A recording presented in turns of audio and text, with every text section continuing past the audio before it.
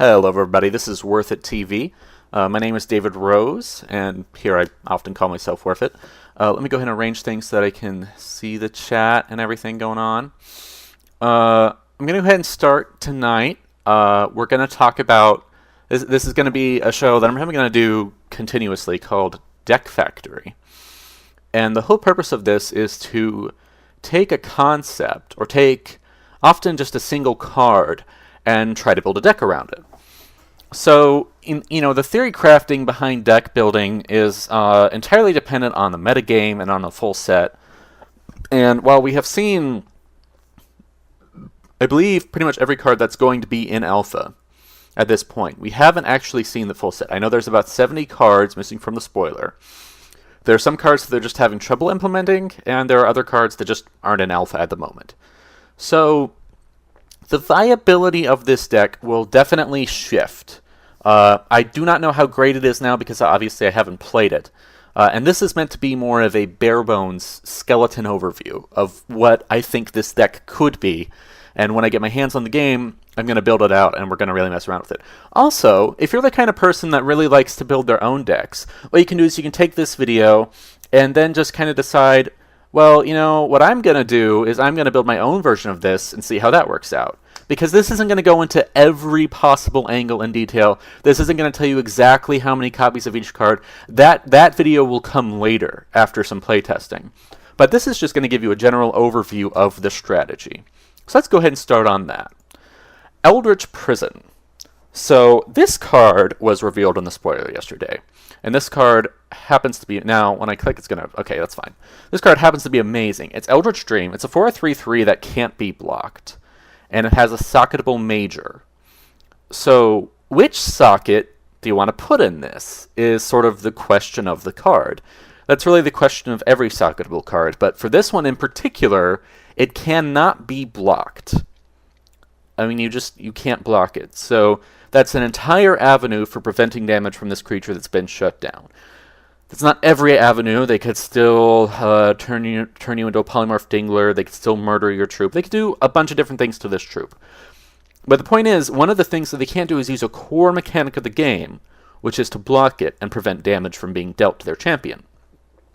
So if you're swinging in, it's a pretty good bet that this guy's going to deal damage. So how do we capitalize on this? Well, if you'll see, we've got all these socket gems over here. Quite a few options, and we're at major. We're going with this one, which is the major ruby. When this troop deals damage to a champion, that champion loses a resource point. So that's sort of a jerk move, because you can't block him. So you can't just chump and prevent that damage being dealt. You have to have an answer for it. So what do we do with this card? How do we make a deck for this? Well, the idea is that land destruction is kind of good, but it's not really good just by itself. If your plan is, I'm just going to destroy your lands, often there's not enough land destruction support to make that work. But you do need enough land destruction so that it's a viable strategy, and you need a repeatable source of it. And that's really the difficult part. But Eldritch Dream gives us a repeatable source of it, and if we click onto the next screen, we have some must-have cards. I think these two cards absolutely have to go in this deck. And I struggled a little bit about which order I would reveal them in, but we'll go ahead with this. We'll say Demolition. Target champion loses 1/1, which means they lose a resource point. So this is that effect from that major ruby gem, but it's on a basic action. This is for 3 and 1 ruby. So Eldritch Dream only costs 2 blue threshold, so getting 1 ruby in there is completely reasonable. We're keeping our threshold costs pretty low, and it's another effect that destroys their lands. And if you'll notice, Eldritch Dream happens on turn 4, and this happens on turn 3. So if you hit this curve in your opening hand, that's going to be potentially very dangerous for them. But what's better is if you can play it on turn 2. So if you go maybe like a ruby threshold at the start, and then a sapphire threshold at the start, then you get a ruby. You can play Crimson Clarity, which gives you a second ruby threshold, which isn't really the point, but that does open up some other options. It gives you a second ruby threshold, and it gives you 3 mana, so you ramp yourself by 1 temporary mana that turn, or temporary resource that turn, which then enables you to play Demolition. That allows you to play Demolition on turn 2. If you went first, that means that you have destroyed their only resource point. Congratulations, you're a jerk. And I love you for it. So let's go on to the rest of the must-haves. I think this is pretty self-explanatory. This repeats the effect of Eldritch Dream, and it's something that you're going to want to do. You're going to want to run some of these to fix your color, and also to ramp you into Demolition, which is just going to lock them down. The second card is that I consider very, very important for this deck, Time Ripple. Now, why Time Ripple? Obviously, Eldritch Dream can't be blocked, so getting troops off of their field isn't our top priority, just in terms of returning them to its hand. It is useful in some scenarios for that. You'll also notice that it buffs the curve.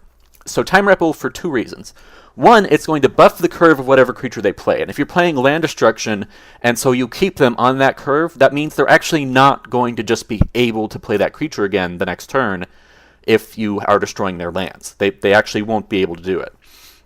Second, you can actually use this to protect Eldritch Dream, or any other important creatures that you might have. Sure, it increases the cost, but if you're destroying their lands, you don't really care that much about having to pay extra mana for the effect. You're probably fine with that concept. It's not ideal. What would be ideal is if it said you may give the card permanent cost. Also, another great card for this slot is Counter Magic. I didn't put that on the slide, but I'm going to make a special mention. Counter Magic serves a similar purpose in that you're blocking threats. So this serves a dual purpose in that you can put your opponent off curve, destroy their lands, or you can save your Eldritch Dream from being destroyed to see if it's the only one you've drawn. But it also allows you, but Counter Magic would serve a second purpose, which is protecting Eldritch Dream and your other creatures specifically from card-based threats. So not threats on the field, but threats that are going to come from their hand. Another must-have, I think, is Lord Alexander. Why? Because he costs 3. He only has 1 ruby threshold, which is great. Again, we're keeping your threshold low. And his Inspire is speed. So that means that a possible curve, a very viable curve for this deck, is you might go turn 3 Lord Alexander, and if they don't deal with that, then suddenly you're going to have a Eldritch Dream with speed that's going to attack right away and burn one of their lands on turn 4. So that's pretty scary. As soon as this creature is played, most players are going to want to deal with it immediately because they're going to be terrified of whatever comes next. That might not be the correct response because then maybe they use their premium removal. Maybe it's one of the only ones they have in their hand, and then maybe they have the Eldritch Dream just staring them down, getting rid of their lands. Resource points. All right, other helpful cards. So these cards aren't as central to the concept of the deck, but I think they'd still be very good. Heat Wave. Heat Wave's great. Heat Wave's exactly what you want. It'll get rid of all of the weenie creatures that your opponent has played. You can play 2 of these very quickly to get rid of bigger creatures as well. You can get rid of anything up to 4 toughness that way. That's very good. Heat Wave is a fantastic card. I recommend it in a lot of Ruby decks.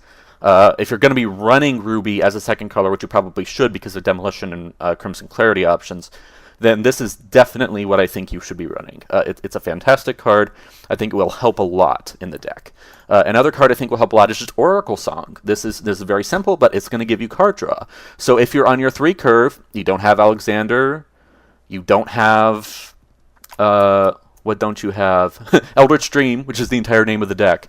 Then, you need to draw those. So this gets you to them much more quickly, which is nice. It is basic speed card draw, which isn't fantastic. It would be awesome if it was a quick action, but then it might be a little overpowered. Potential options. So for this section, this is like, if you want to branch out and you're like, blue and red are cool, but I kind of want a 3rd color. I like 3 color decks. What you can do, Extinction's obviously a great option if you want to run Blood. So this lets you go heavily into Blood. Now, I don't know if Shards of Fate is in the alpha, because they don't actually have alpha access yet.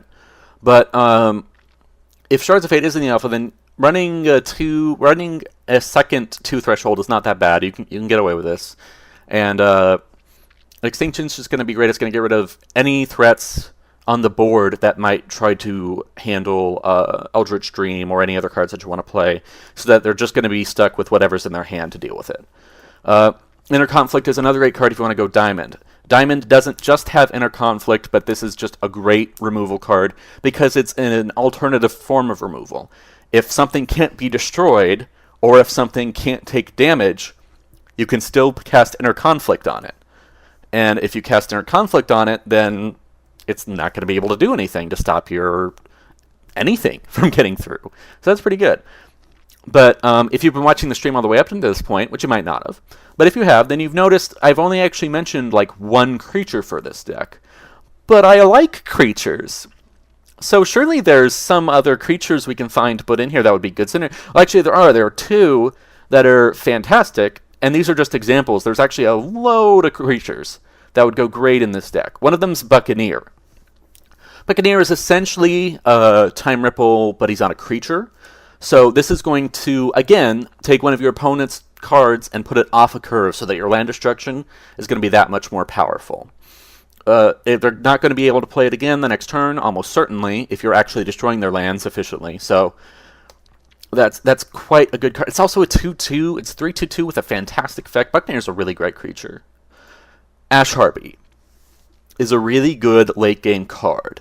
So you've been controlling your opponent the entire game. They've wasted their removal, not wasted, but spent their removal on your Lord Alexanders or your Eldritch Dreams. Then you play Ash Harpy, and maybe they're out of removal. So suddenly they have to deal with Flight Rage 4 at turn 5. And if you don't know what Rage is, Rage gives you +X+0 each time you attack, permanently. So the first turn this attacks, this is a 4/3. The second turn this attacks, this is an 8/3. So this is a ridiculous card to just kind of try to end the game with if they don't have any answers left. Okay, so at this point, I'm going to give a nice little outro for the YouTube folks. So if you're watching on YouTube, thank you very much. Please subscribe to the channel, and I hope you had a good time. I hope you learned a lot from this deck tech preview. I'll be doing more specific updates to this content as I get my hands on the game and I'm able to test out this deck. Thank you for tuning in.